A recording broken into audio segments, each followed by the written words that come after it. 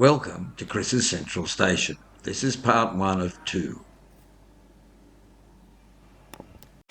Today at Chris's Central Station we're looking at something which is, I think, incredible. This is from 1960s and it's Wren ScaleElectric that can run 3 cars on the same track. Now you might ask, how does it do that and why didn't we have this today? Well, good question, but this is the technology Wren have used.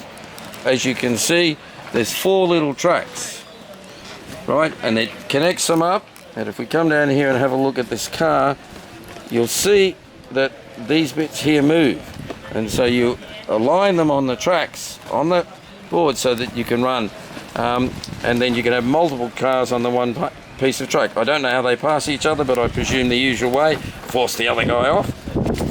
Here's a picture of the mechanism that the cars use. For those of you who are interested, and it's a terribly windy day today, so things aren't working. And that's how you might wire it up. I'll turn this one back. And that's how you might wire it up, easier to understand. So incredible technology by Britain, but not sold well enough, obviously. Here's the price list, and you can see that in 1960 it was £6, 15 shillings and 6 pence. So I'll let you figure out what that is in today's dollars or pounds or euros, whatever you're doing.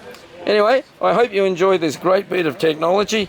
This is what has been done for toys, but has not been really, and hasn't been improved on till Ninko with its digital control. But this shows you what they could do in the 1960s. Thanks for watching. Buy yourself a Wren set.